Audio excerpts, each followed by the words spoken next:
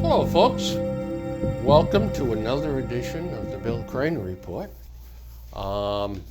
Boys and girls, now I want you boys and girls to behave and be quiet so that you folks can hear every word and that you can listen and learn also, because we're going to be serving up a lot of good stuff today. If you get in trouble with repeating at school the thing you heard here, just say, remember, we didn't really say that. That's right. When we last were with you, Yeah. we were talking about Popeyes and all. The food. And I got one more Go ahead. restaurant story. Wendy's is relaunching breakfast again. For the fourth time, they're going to try and figure out how to serve breakfast. I thought I'd perhaps, write a letter to the president of Wendy's and explain to him that bacon and eggs, bagels, donuts, oatmeal, and stuff like that is all he needs to do, and just serve it up hot and cheap. That's right. That's it. A friend of ours he's been in the restaurant business for 40 years. His restaurants no longer serve dinner. He does breakfast and lunch. Yeah. And first of all, it cuts the workload down. Absolutely. But he said breakfast is a very profitable meal. If you It do is. it right, he said extremely profitable. I mean, eggs are dirt cheap. Yep. Well, they're gone up a little lately, but and coffee. I mean, that's cheap. It is very cheap now. Speaking of food, I got a couple of lobster things. Mm-hmm. New England lobster, it goes together. Yesterday's paper and Globe has a little section of, it's a long, narrow column, and it's got little tidbits from around the country on it. Yeah. I think briefings today. They had one yesterday about lobsters that they're putting out by the Maine Lobster Association. So now this is you take a negative and you're trying to turn it into a positive. I had to laugh at this one though. And they're extolling the virtues of soft-shell lobsters. Now, folks, if you don't know, a lobster sheds a shell. They don't grow a new or expand the original shell. It just splits open, splits off, and they drop it, and the new one underneath it hardens up. When they're in that process, which happens over the summertime till about now, lobsters are considered soft-shell lobsters. They're not as desirable. One, they don't ship very well. And two, if you take up a summer lobster and you open it up, that claw or the body, you dump it out, you got about a quart of water running out. And the meat is mushy and soft, and the big cavities there's just water in there. There's no meat. But now the Maine Lobster Association is running ads extolling the virtues of soft-shell lobster because they say it's sweeter and it's easier to open. Yeah, well, it falls apart in your hands, yeah. And for years now, you've been seeing ads about August. We have hard-shell lobsters. Hard-shell lobsters are in, and the people wanted hard shell. Now they're trying to put you into the soft shell. Well, there's a reason for that, too. Sure. If common sense prevailed, during the molting season, they would prohibit trapping lobsters. Yeah. I mean, it would be much healthier for the lobster population. Yeah. And they would get a much higher price. Those that were caught were put in these huge tanks and held until the shells hardened up and they could get a bigger price for them. In the meantime, they had to feed them. Yeah. I must go off the rails here for a second. I used to trap muskrats, mink, fox, raccoons. And people said to me, "How could you be so cruel?" Well, the muskrats would get caught in a leg-hole trap, and they'd drown. 98% of them would drown. That's it. Come along, take them out of the trap, take them to the fur buyer, and that's it. Mm-hmm. Well, let's consider now lobster trapping. So lobsters go in a cage. They're pulled up.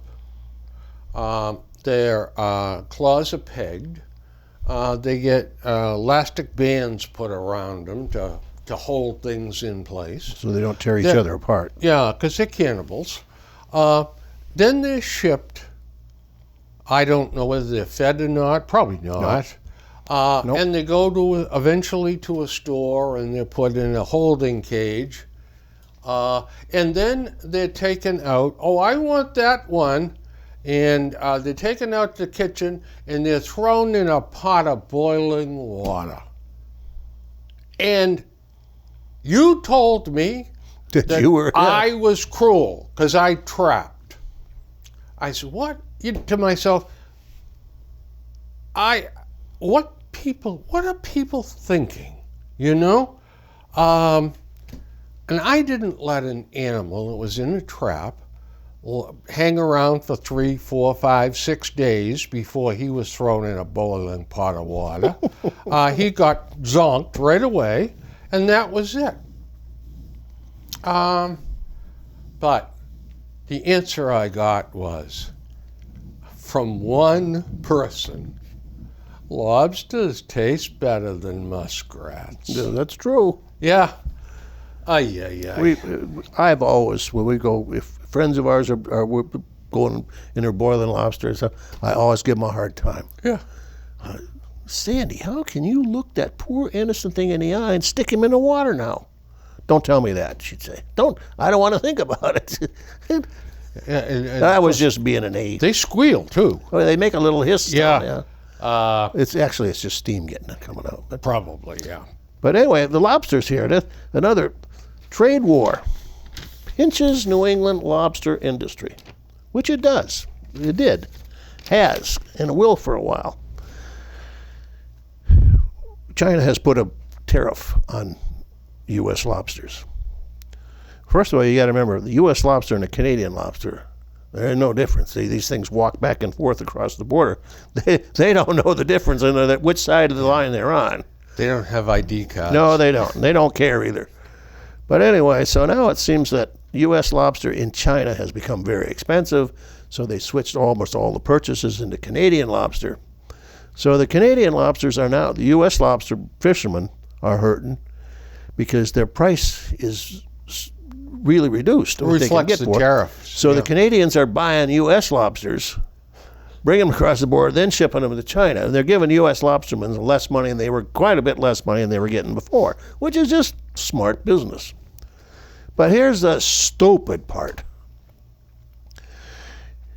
Apparently, the Maine lobster industry, or at least the distributors in Maine, have never, ever taken an economics course. Economics 101 says you just don't do what they're doing. Let me read to you. Now, there's an abundance of lobsters in New England right now because Canadians aren't buying all of them. They're buying just an abundance. So, it says, New England restaurants and consumers are also suffering as wholesale prices raise prices in an attempt to replace lost revenue sales from China. So they're raising the wholesale price. They got a surplus of lobster. And that just drives the marketplace down. If the right way to do would be lower the price, because a lot of people would like to buy lobster in this country, but can't because of the price, or won't because of the price. Yep. You start lowering the price, your marketplace is going to go bigger and bigger and bigger. Of course. But they do just the opposite. It doesn't make It doesn't sense. work that way. No. But nobody ever told them that, hey, this is not how you do it. We'll have to take a ride to Maine, I guess, and see if we can straighten these guys I out. guess we'll have to, won't we? Maybe have a lobster while we're up there. You know, the first time I went to Holton and Acadia National Park area up there, and Bangor on. I thought, well, I'll put the cooler in the trunk because they must be got a great buys on lobsters. There were more buying them there. When you get inland, Yeah. Where the tourists were, Yeah. they were a hell of a lot more, and I could go to the local market down here and buy absolutely. them for. You're better off at Shaw's. It's stupid, yeah. Oh, God. But lobster's it's a luxury because it's expensive. But there's a downside there's a downside right now to the lobstermen, but there's a plus side. But they're not looking at we've last year or so we've been hearing the lobster catches are down a certain percentage. And there's all kinds of reasons, but if this means that they're going to catch less lobsters for a while, that might mean that the lobster population is going to have a chance to really bloom again. Exactly. So when the thing the thing with China straightens out, this may be a one great lucrative industry again. If you give the lobsterman a choice, well, you can catch 1,000 lobsters and wholesale them at $5 a pound, or you can catch 2,000 lobsters and wholesale them at $2.50 a pound. They'd be in a quandary. They wouldn't know how to figure that out. That's right. It just, you've got a marketplace out there that establishes the prices. Mm-hmm. The independent lobster guy cannot change that system. No, because he has no way of taking that product to market. That's right. Except selling it off the dock, they call it. That's right. But there's restrictions there.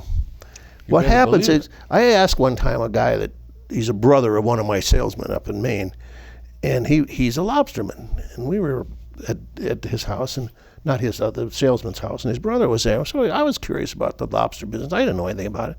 I said, why don't you guys just come? He was talking about the unfairness of it was that they are paid from wholesalers a set price, and I think it was $2 or $1.80 a pound then or something. He said, we get $1.80 a pound, whether it's a chick, which is a minimum size pound and a quarter, or it's a select, a 2 pound, or it's a jumbo. He said, they don't care what size it is. The wholesaler only weighs the bunch of them and pays us $1.80. He said, but what irritates us is that chick will go for $4.99 at the market, but then he pulls the 2-pounders out, he's getting $9.99 or $12.99 because that's what the restaurants want. Then he's getting $8.99 but he doesn't pay us any differential. Right. So I said, well, why don't you just go to the end of the dock and put up a big sign, and I'll sell my load every day here for $3 a pound. The consumer gets a great buy, you get a third more than you're getting now. He says, we can't do that. He says, once you try to do that, the wholesalers will blacklist you. They will not buy your product if you try to sell it on your own, and you're done. He says, we have no way of getting to the marketplace inside the interior. When they form a fishing co-op. That's what I was... They are at the mercy of the co-op. Yeah. Well, it's not the co-op. It's for everybody's common good. Yeah. But the co-op strikes a deal with the wholesalers. Mm-hmm. And the co-op says you cannot sell off the back of your boat. No. Well, they won't. Right now, the wholesalers say you can't. Don't say you can't. We just won't buy your lobsters anytime, anywhere. Right. Yeah. No, none of us will. Because I used to go fishing down Chatham with Dave Ryder, and he was adamant about the fact that he would not sell. Now, we got to keep some fish that we caught. Mm-hmm. He kept everything else and took it over to the co-op and sold it. There was a lot of people saying, hey, could we buy a couple of haddock off you?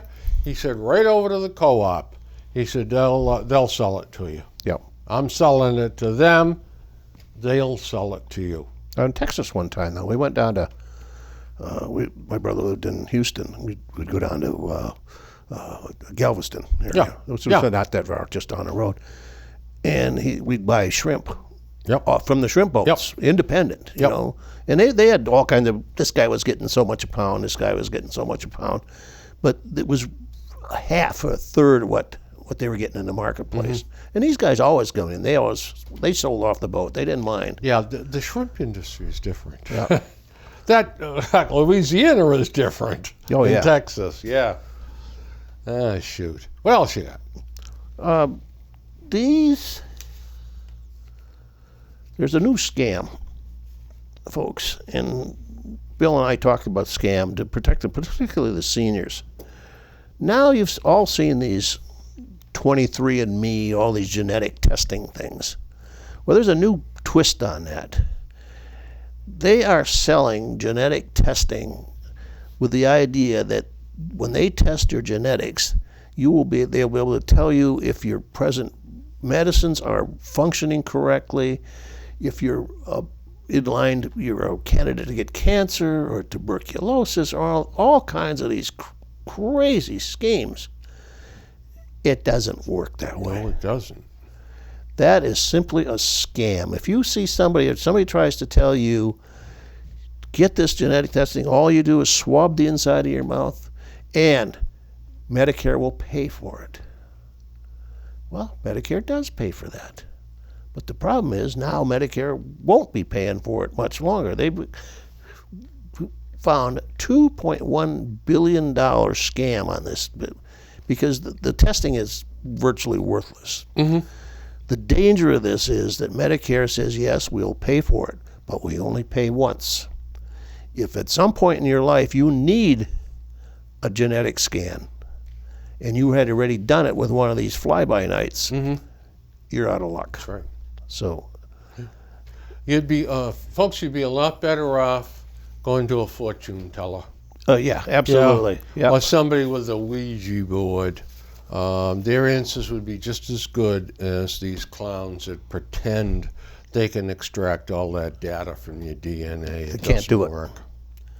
If it sounds too good to be true, it probably is. Yep. Although, now, have you had your DNA done? No. It's interesting. It confirms everything that we knew to be. Okay. I knew I was English, Irish, and German, and that's exactly what it came back. Predominantly Irish, secondary English, and with some German. All centered right, well, they call it Northern Europe, as opposed to the Mediterranean Europe. Some of these people are a lot better than others Yeah. on doing it.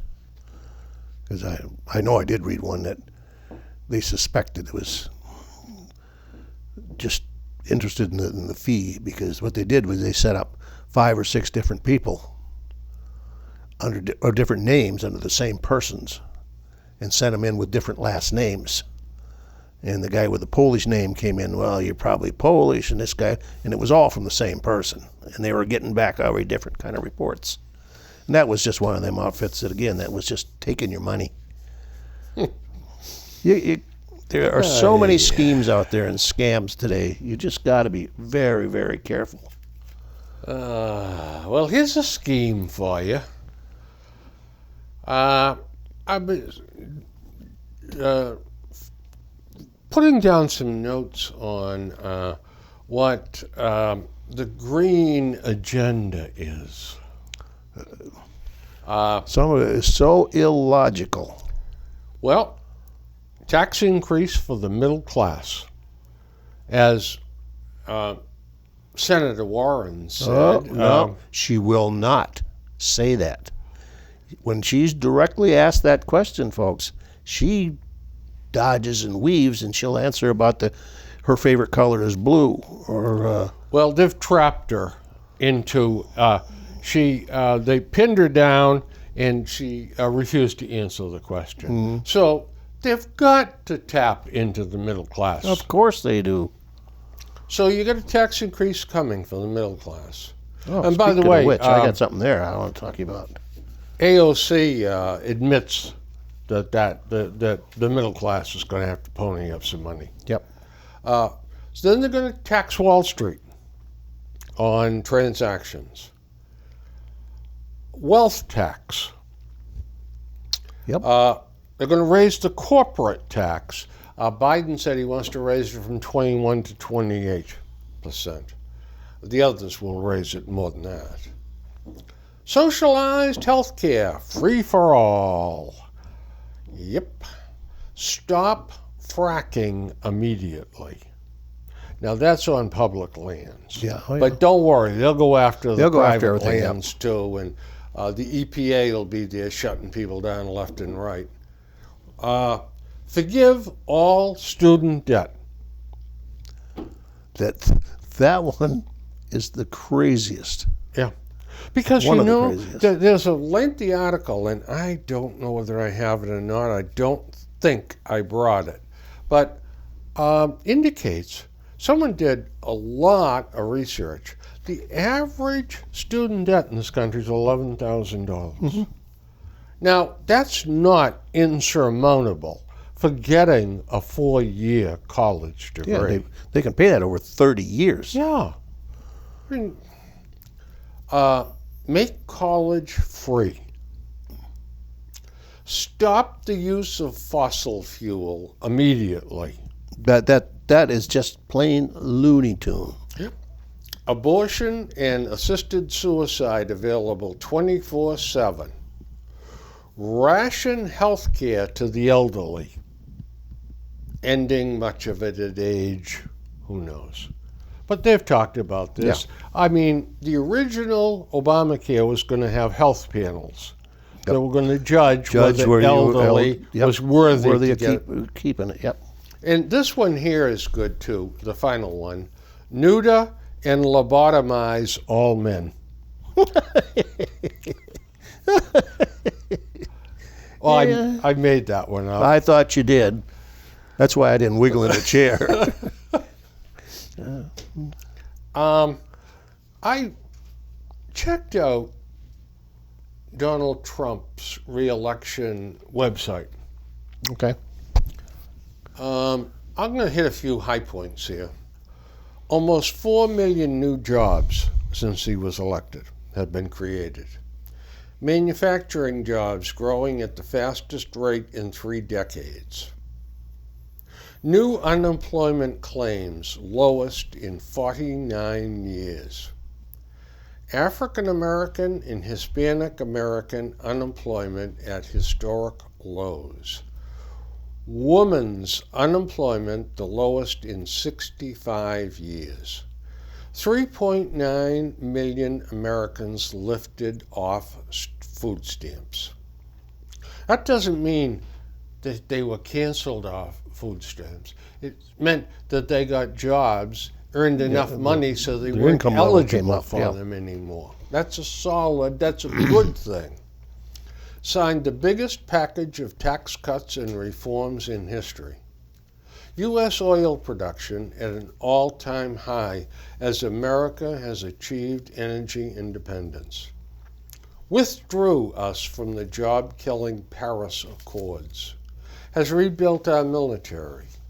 NATO allies spending $69 billion more on defense since 2016. Confirmed more circuit court judges than any other new administration. Withdrew from the Iran deal. Issued order keeping Guantanamo Bay open. New trade deal to replace NAFTA.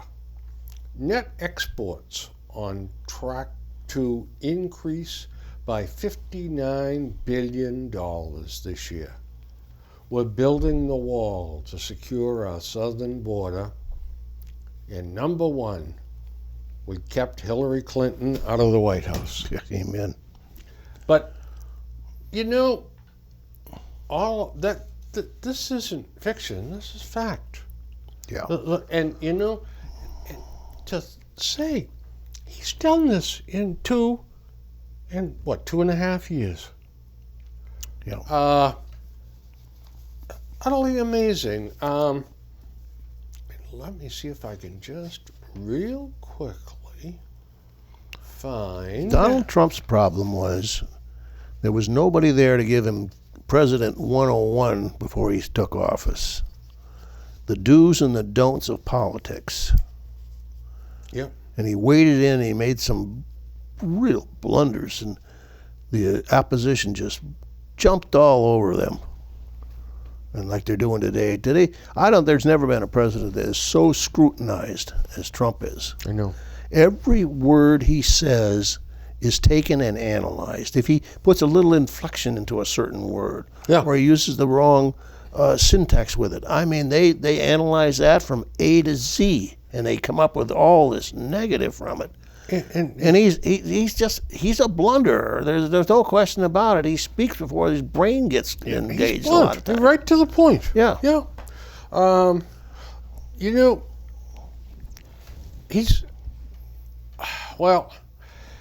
they are bound and determined they're going to find a misstep someplace. Exactly. So as a result, they turn over every single rock and look underneath, regardless of how dumb it is. And if I'm mostly an independent. I have voted for both ways, but this is to the Democratic candidates out there in the Democratic Party. If you don't come up quickly with somebody that's accepted by mid-America and common sense people in this country, you might as well FedEx that presidents to Trump for a second term. Let me give you a perfect example of what's going to do it.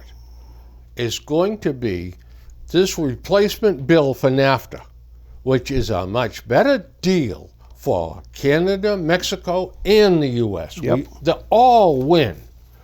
And guess who wins high, wide, and handsome? The Rust Belt and the farmers. Yep. And it is known, it's as plain as a nose on your face, that the Democrats refuse to pass that in the House. Yep. They are going to pay a huge price for that unless Nancy Pelosi finally clears her throat and says, this is stupid. We've got to pass this and this and this. Shut up. I'm going to gavel it through. Mm-hmm. If she had any brains, she'd do that. But you see, she's being tugged left. If she does that, she's moving back towards the center. And that is anathema to the left. They've got themselves into quite a position. Oh, yeah. They've got themselves painted in a corner now. That's exactly right. Yeah. Harley Davidson sells how many motorcycles per year? I have no idea. I had no idea either. A lot. 250,000. Yeah. And will soon introduce an electric model. Yeah. And from the people that have driven the prototype, they say it's great. Oh, in the world of drag racing, the electric vehicle, instant torque. They'll beat out a gas one, and they've been trying to use those for years. Well, they have used them, and they try to. You got to put them in separate categories because they're so high performance, and some of these things fit perfect for these kind of things, and some of things don't fit so much for electric. They keep talking about tractor trailers with electric motors. Mm-hmm. Well, what they seem to forget here is that tractor trailers run 3,000 miles from Boston to California. Correct. They can't be stopping every 200 miles and have an 8-hour recharge. So it's going to be totally impractical until the batteries catch up with the electric battery technology motors. Is the Achilles heel. It's a weak link in this chain of advancement. If and when a battery, say for a car, if you can get a battery that will get you 750 miles, the gas engine is all done. All gone. All done. Yep. And there'll be service stations every place you can go in and plug. And it also has to have a quick charge of an hour and a half or so that'll give you 300 miles. Take you to your motel for the night or something, and then you can charge it up overnight. Yeah, one of the solutions, and it's an interesting concept, is that to develop the battery technology, not so much that you have to quick fix it or quick charge it so much, but quick change it. You pull in, your battery's depleted, they take one out, they put a new one in, then they charge that one. It's just like just switching charge units. That could be a way they could handle it at truck stops, but you can't. We still can't do that because these battery things now weigh hundreds of thousands or 1,000 pounds. And not only that, but you can't if they'll only go 250 miles. I mean, you can't have a truck stopping 13 times on the way to California. I read in one of your magazines about the industry trying to come out with an electric pickup.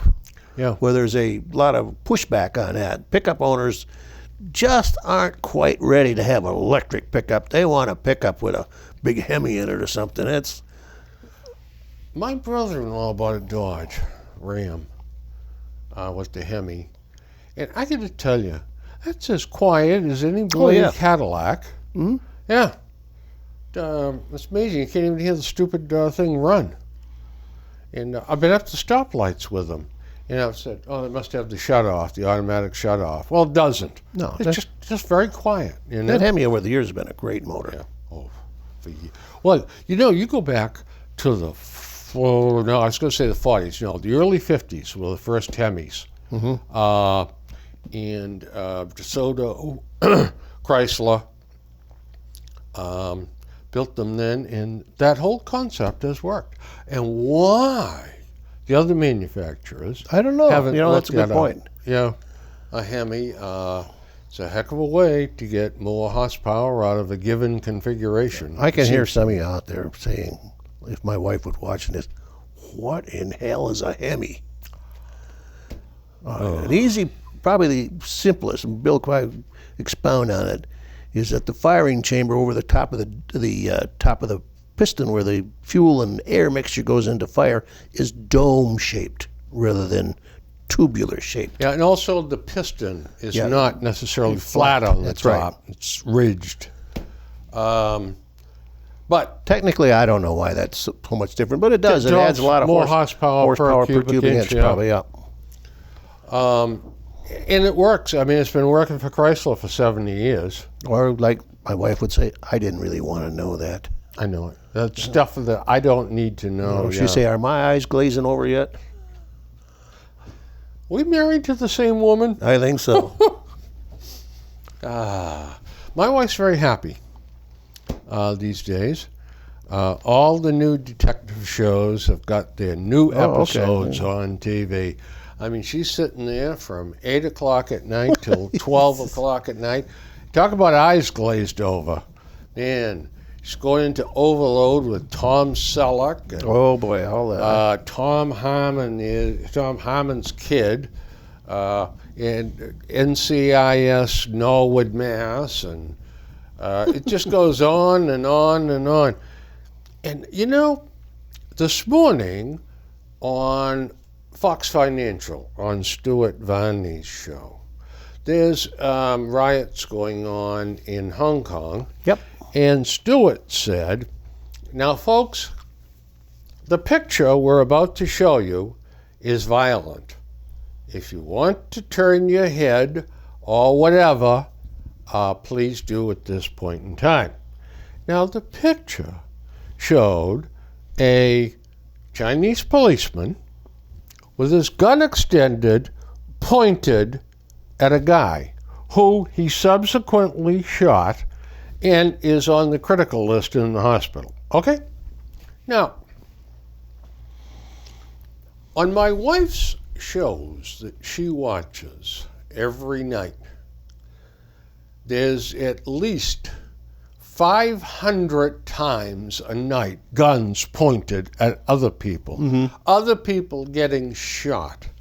And as far as, well, folks, this is kind of violent, so turn your eyes. These shows where they show the autopsy being done on a phony model now, but still tearing the guy's guts out and blood every place. Oh, yeah. And a picture of a guy with a gun is something we have to turn our heads away from? Well, what in heaven's name have we become? Well, the gun has taken on a life of its own in the media. Now, the media, Hollywood wants to ban guns. What in heaven's name are they going to do for every single TV program they produce? I don't know. It's kind of a two-edged sword there. It goes both ways. Are they going to give great ratings to these shows, but yet they condemn it on the other side? Well, supposing they have to, for one reason or another, give up showing guns shooting people. Yeah, exactly. Well, then, like Brownie Baker used to do, he used to cut out a gun on a jigsaw out of a piece of wood and would play guns with that and would point it and say, bang, bang, bang. Yep. Yeah, so maybe they could do that. Absolutely. Yeah, Tom Selleck could do that. And everybody would know it wasn't a real gun. But you know what? I think the eagle eyes, like Susie, would probably see through that and probably feel that, like having a salad instead of a prime rib, it wasn't very filling. Mm-hmm. So I don't know what they're going to do. What's Rambo going to do? Oh, I don't know. When they be in violence. I don't know what Hollywood's going to do with all the movies. Yeah. I mean, jeepers, You know, creepers. speaking of guns, and Kevin Cullen writes to the Globe. Yes. He also has a couple of books out, and he does a lot of stuff. He's changed over the years, and I listened at 4 to 5 and 5 to 6, or 4 to 5 and 5 to 6 on channel 1115. There's a news show called Newsmax, I think it is, and it's all day, all night too. And 4 to 5 and 5 to 6 got Howie Carr, and he's doing that live. And he talking the other day about Kevin Cullen, how he's changed into he's drank the Kool-Aid, he said, because Kevin was a independent journalist with the Globe, writing independently. Then they made Kevin some kind of an editor. He's now, I don't know, editor of some editorial. Well, one of the editors they had to can in disgrace or something. Yeah. Oh, yeah. And now Kevin got this job. Now Kevin has, as Howie says, drank the Kool-Aid. Or grown with the position. Grown with the position, the Globe yeah. would say. And he has. This here, yesterday, or was it today? It doesn't matter. He's talking about this Jake should run. The guy's name is Jake, and he's a grandson of a Jewish immigrant that was very successful. His son was very successful, and this Jake is very successful. And you have to admire these people. But Kevin goes and takes the liberty. This Jake that he's talking about is a Marine vet, a Marine officer who was decorated in Afghan and Iraq and everything else. And he says here, now, there is nobody that has ever been in the service, you veterans know this, that doesn't know the kind of weapon he carried. I mean, you just didn't call it M1 an M79 or a M14. M14. I had the M14. I knew damn well what the hell it was. To this day, I know it's an M14. He says, because this guy, this Jake he's writing, he says, I'll quote, because he carried, slept with, and fired an AR assault rifle for 4 years, he knows guns like that have no place in civil society. He did not quote this to Kevin Cullen. There's not a Marine combat veteran that carried an AR-15. It was an M16. And they got a little bit of appearance that look alike, but they're not the same weapon. Functionally, they're not the same weapon. He didn't say that because nobody that ever been in the service would know that your M16 was an AR-15. Kevin Cullen made this statement up to put in this thing. He knows that guns like this have no place in civil society. Well, you know what? See, this is something that happens when you go to the Globe. You twist facts. Yep. And you figure because you're working for the Globe, nothing will happen. Everybody will Jake swallow didn't know the AR-15 from an M16, I say he's lying about his whole military service. Absolutely. Absolutely. I mean, it is absolutely ludicrous. In fact, you know what? Mike Barnacle got kicked out of the Globe for doing that kind of stuff. Do you know what? I would love to have the people that want to ban assault weapons. All right, I'd love to talk to them and ask them if they'd please describe for me an assault weapon. What an assault weapon really is. What is it that is so offensive? Yeah. Yeah, please tell me. And you know what they would do? It kills people. That's what it does, and then they'd scurry off. That'll be the end of it. Well, 16-gauge shotgun will kill people. A 2x4 to the back of the yeah. head will kill somebody. Good Lord. Ay, ay, ay, ay, ay, ay, ay. Well, all right. 480,000 deaths annually are linked to tobacco use. The conclusions one must arrive at, then, is that tobacco is pretty lethal stuff and should be banned. Let's put it in perspective, shall we? Guns and gun control are screaming headlines daily. Well, there it is right in your article. Yep. The felony gun death rate in this country is about 10,000 people a year. Now, that's 10,000 too many. I will not disagree with that. But let's put it in perspective. They claim, it's upwards of almost 50,000 gun deaths. Yeah, well, about 36 or 7 or 8,000 are suicides. Yeah, and then there's another 3,000 or 4,000 that are accidents. Give me a break. But anyway, so the gun felony rate is about 10,000 people per year. Tobacco kills 480,000 a year. 50 times more people than get killed using guns. Why not ban it, I repeat? Now, this next statement I researched, and I think this is pretty close to being right.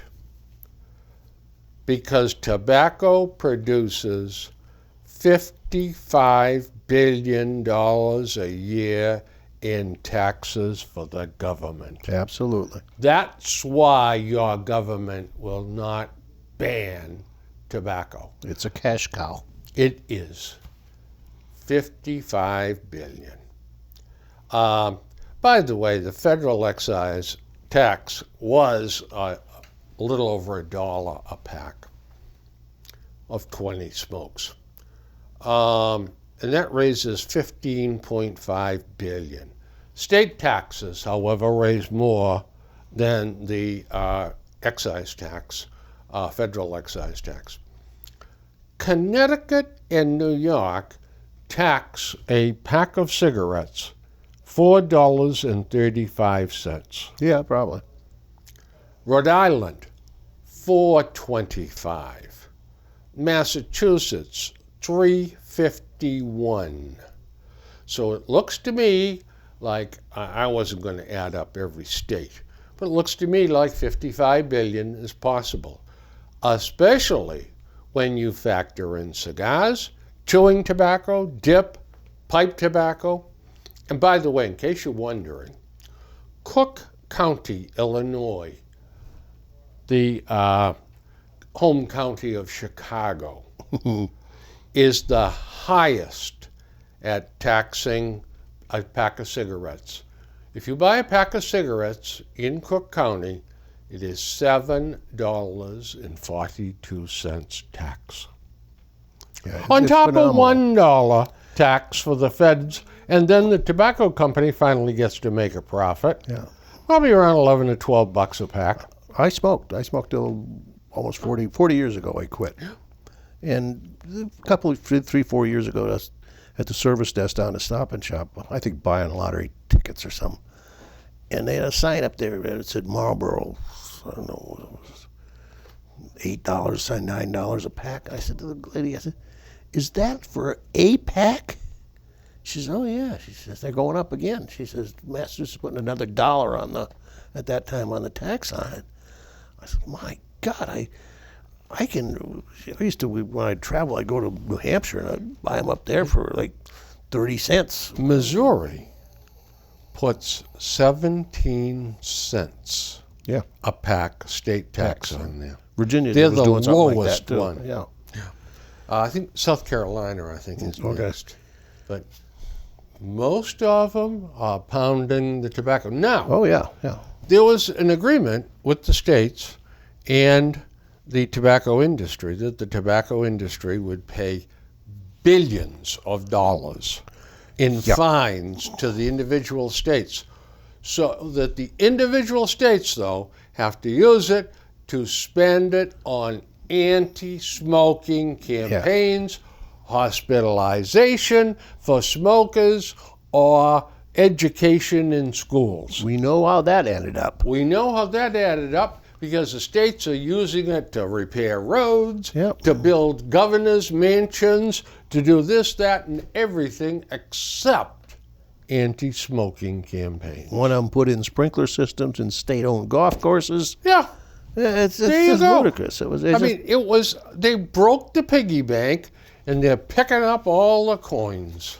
And we complain in this, particularly this state, about we don't have any money for this and we don't have any money for that. If you look in today's paper, DeLeo and what's her name, the other speaker, I know who you're talking are about. whining about, because a study has come out that said, it's like belaboring the obvious, that the traffic in the quarter 95, inside 95, has begun to be crippling. And they, oh my God, we don't have any money to do this, we don't have any money to do that. But they're sitting on a bill called the primary seatbelt law, meaning that in this state, one of the few states in the country, a cop cannot stop you for wearing a seatbelt. He can only give you the $25 fine if he stops you for something else, and then he sees you have it on. But you can't do it. Because we don't do that, we give up millions and millions and millions of dollars every year in highway taxes that the government, U.S. government, would send to us. But they say, if you don't comply to this, you're not getting it. What is the difference? Put that damn law in and take the money. I don't agree. I see, and DeLeo says, oh my God, they're going to racial profile. Well, good Lord, you can say that anytime. See, here's the problem, is that Massachusetts and New Hampshire have had this long-standing thing. We were not going to have seatbelt legislation. And Massachusetts, they've done polling. They cannot get that through the House. I know they can't. Because the people don't want it. I think the people do, but they won't allow it. Well, I tell you what. They won't vote on it. That's the whole thing. They will not bring that to a vote anymore. If that's the case, then these guys are endangering themselves about getting reelected. But not in this state. Yeah. As long as you've got a D behind your name, you're going to... Oh, well, not always. But I'll tell you what. If they ever pass that, they do it at their own risk. But now... They pulled a sneak attack. Now we have the driving distracted law, which says you cannot have any of these devices in your hand. Telephone, the stupid thing there that you text with. Any of that, you cannot have it in your hand while you're driving. So, the seatbelt advocates said, in the dark of the night, let's attach the mandatory seatbelt law to this, and they'll both sail through. We do that all the time in this state. Yeah. We do it nationally, too. Guess what? They got so much blowback, they removed it from the bill. The last thing I saw, though, that Massachusetts compliance with seatbelts is high. It's very high. It's higher than... So it's not a fact that we don't want seatbelts use. It's the fact that we got legislators like DeLeo that keep blocking it and wasting the money on principle. We want people to have a choice to use seatbelts or not use seatbelts. And they are using them. and they're using them. So we don't need a law, do we? Yes, we do. Why? We're killing out millions of dollars just on principle. You know what? I really wish I thought that was true. Really, absolutely. It's on. Why would you give up that much money just on principle? Because if I were thrown out of office and lost my pension, I would be one disappointed. That brings it right back politician. that our legislators are only concerned about their own career and their own self. Bingo. That's what it is. However, in this case, I think they're listening to the people. No, the people would not. If Bill, just to plead, if they didn't want it, they wouldn't use seatbelts. We'd have a dismal people that hook up a seatbelt when they get in the car because they don't believe that they have to do it. People do it because they know it's going to save their life. And so if they're doing it anyway, why stand on some stupid principle and not pass it and throw the money out the window? No, I don't agree. Well, Live free or die. yeah, they're dying. The legislators are dying. We're We've dying. got one of the best safety records in the country. No, we don't. We most We certainly have do. listen. We have the highest or one of the lowest death rates on our highways. You know why? Because our average speed is low because of congestion. When you drive 20 miles an hour every day back and forth, you're not going to get into probably a deadly accident like you would in Montana where they drive 70, 75 in the rural areas. We drive at snail's pace because you can't drive any faster. Hence, our death rate is low. And everybody says, oh my God, look at that. Our death rate's way down. But our accident rate is way up in the top 5 or 10. I'm not sure of that. Oh, absolutely. No, We not spend, sure of look that. at the cost of your auto insurance in this state as opposed to many other states. Oh, no. There's been insurance reform in this state. It hasn't helped any. Well, I tell you what, I'm paying a hell of a lot less money. Do you know the queen of the fleet, my beautiful Yeah. Bjork? You know what the insurance was this year? Now, I get everything. Yeah. I get $500,000 Yeah, I do too. coverage. I mean, you name it, and I got it. Collision. I even have collision on the old boat. Yeah, of course. $298. For how? That one car? Well, I've got $298 for that car. My wife's Rogue, $333 or something. All right. So And Patrick's pickup truck is on my policy. I think it's like $260. yeah, close to $1,000 then. Yeah. That's what I'm paying for. It's free. Yeah. Yeah, but I mean, you compare this to what people pay in other states. It's twice. I mean, California pays California's probably triple that. California's New another. York is high. That go ahead. Yeah, Go. You New put Jersey. Hawaii or Florida in there, New Jersey in there. But you get away from them states, it's $300-400 for that same thing that we're getting here. You named all the high states right there. You know, and I'm going to see if I can find what. I get somehow or other. You can't find an average policy and say, what does this cost in all the other states? Be interesting if I could. I'm going to do some research. Let's see where we because stand. I know I've talked to guys, and they've told me what they're paying in other states, and it was, that's crazy. I have too, and it was about half of what we were paying.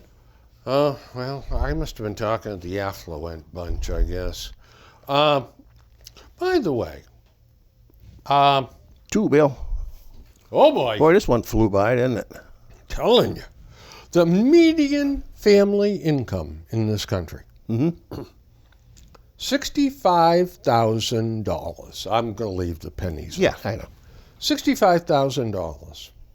That is up $4,000 a year in 2 years under Donald Trump.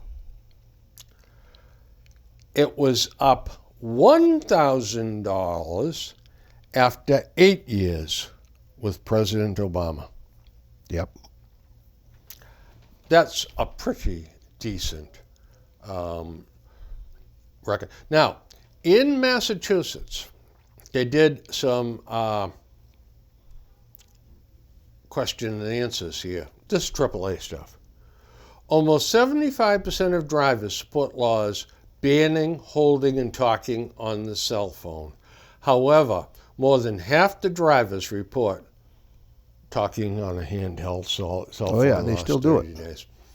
Nearly 66% of respondents felt the police would catch a driver driving 15 miles an hour over the speed limit. Yet almost 50% reported having done so in the last 30 days. Despite high rates of perceived danger and personal social disapproval regarding drowsy driving, and this is scary, about 27% of drivers admit to having driven while being so tired they had a hard time keeping their eyes open, nodding at the wheel, at least once in the past 30 days. Yep. These people are doing things a lot more seriously bad than my not wearing a seatbelt. And I want to know where the hell the money going for fixing our roads is going, because in the wintertime they say, well, it's a thawing and a freezing, thawing and freezing. Well, it hasn't thawed and freezed now in many, many months, but the damn potholes are still there. You know, they got to get Chapter whatever the hell it is, 37 or something, money from the state. And it just seems as though the state never coughs that money up. Well, they say they don't have it. One boondoggle after another. By the way, just one more factoid. We got ourselves here in Massachusetts as having a high tax on our gasoline. No, I don't think it's that high. The national price for a gallon of gasoline is $2.65 per average. Now, the Globe has a different survey. They say it's $2.73. Okay? In the town of Franklin, there are 3 stations selling it for $2.35 a gallon, which is why I buy my gas there. And I think we have run out of time. I think so. And Boston is the most congested city in the Northeast. Yep. 4th or 5th in the country. Yeah. Yeah, it's, well, actually, they did this for the whole country, and I'll tell you all about it next time, because I just got the evil eye from our producer. Yep. So, folks, listen, have a great fall. Root the Patriots on. Weep about the Red Sox, and we'll see you next time. Yeah, take care.